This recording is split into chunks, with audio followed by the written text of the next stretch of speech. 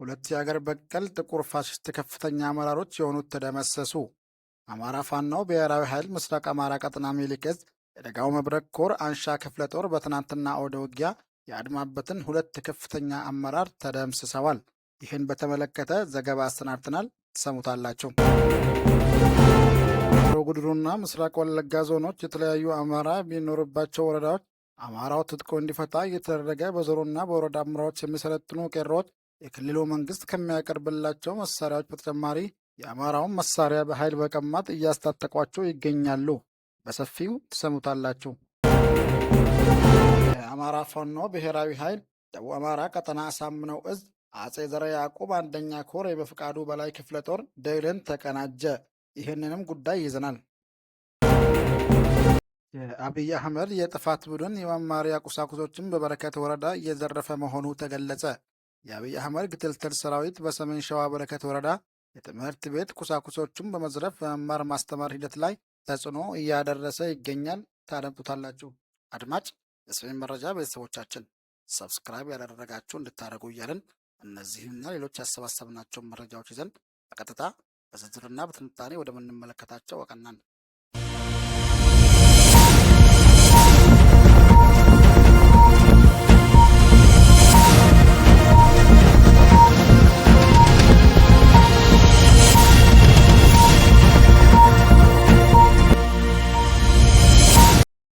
የዓለም አብያተ ክርስቲያናትና ምክር ቤት በአርሲ ዞን በተፈጸመው ጥቃት የተሰማውን ሐዘን ገለጸ።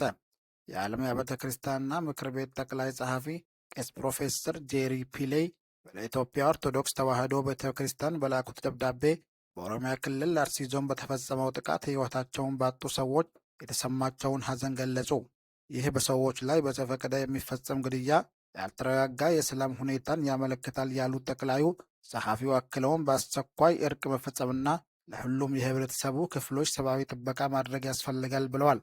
ቄስ ፒሌይ የዓለም አብያተ ክርስቲያናትና ምክር ቤት መሰል የአመፃ ድርጊቶችን ያወግዛል ያሉ ሲሆን ምክር ቤቱ ለፍትህ፣ ለሰላምና ለማህበረሰባዊ እርቅ ለሚደረጉ ጥረቶች የማይናወጥ ድጋፋቸውን ይገልጻል ብለዋል።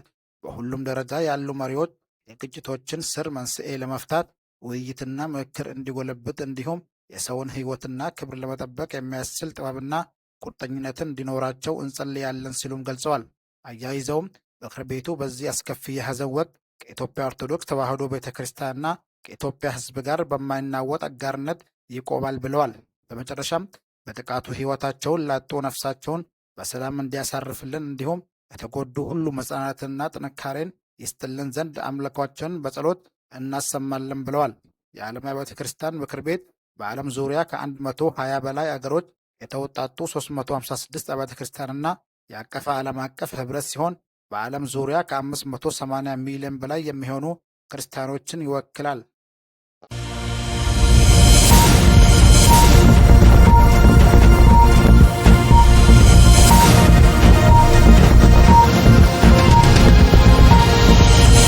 ሁለት ሀገር በቀል ጥቁር ፋሽስት ከፍተኛ ሲሆኑት ተደመሰሱ።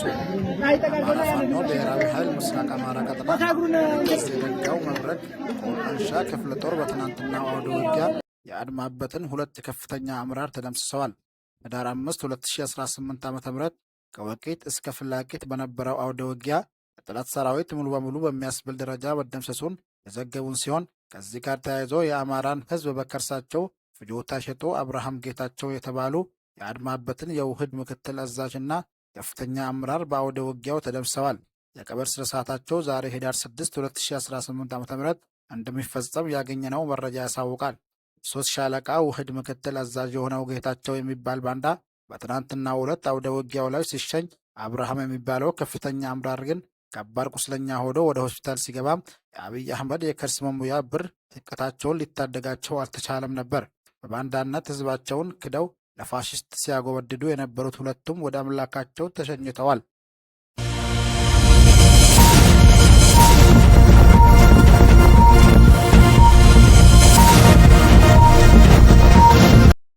የአማራ ፋኖ ብሔራዊ ኃይል ደቡብ አማራ ቀጠና አሳምነው ጽጌ አጼ ዘርዓ ያዕቆብ አንደኛ ኮር የበፍቃዱ በላይ ክፍለ ጦር ድልን ተቀናጀ። በትናንትናው ዕለት በቀን 5 ህዳር 2018 ዓ.ም የአብይ አህመድ አገዛዝ አጼ ዘርዓ ያዕቆብ አንደኛ ኮር በፍቃዱ በላይ ክፍለ ጦር አናብስቶች አሉበት ወደ ተባለው ቀጠና የጠላት ኃይል ዘልቆ በመግባት ከበባ ለማድረግ ቢሞክርም በክንደ በልባሎቹ ሙትና ቁስለኛ ሆኗል። በመሆኑም ጠላት በሰፊው በጉንዶ መስቀል በመነሳት ከግራኝ ውቆጫ እስከ ሀንቁ ባለው ቀጠና ከ6 ሰዓት በላይ የወሰደ ውጊያ በማድረግ የጡት ቆራጩ ኃይል 3 መኪና አስክሬን በመያዝ አይቀጡ ቅጣት በመቀጣት እንዲሁም የበፍቃዱ በላይ ክፍለ ጦር ትዕግስት እርሳው ብርጌድ በማከፍት ቀጨኔ ቀጠና ባደረጉት ውጊያ በጠላት ላይ ከፍተኛ ኪሳራ ማድረስ ተችሏል።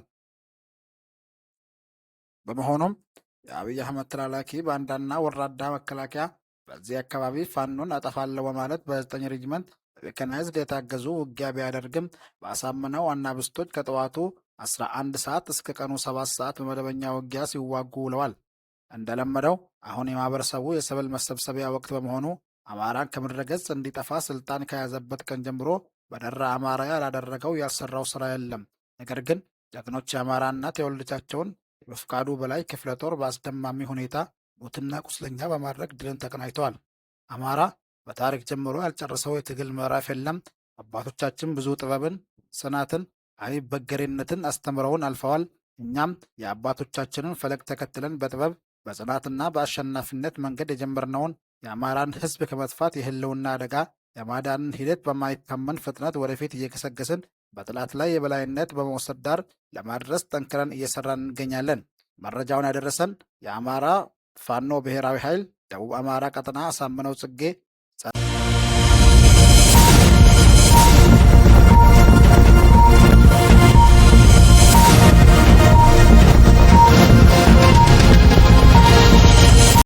የአብይ አህመድ የጥፋት ቡድን የመማሪያ ቁሳቁሶችን በበረከት ወረዳ እየዘረፈ መሆኑ ተገለጸ። የአብይ አህመድ ግትልትል ሰራዊት በሰሜን ሸዋ በረከት ወረዳ የትምህርት ቤት ቁሳቁሶችን በመዝረፍ በመማር ማስተማር ሂደት ላይ ተጽዕኖ እያደረሰ ነው።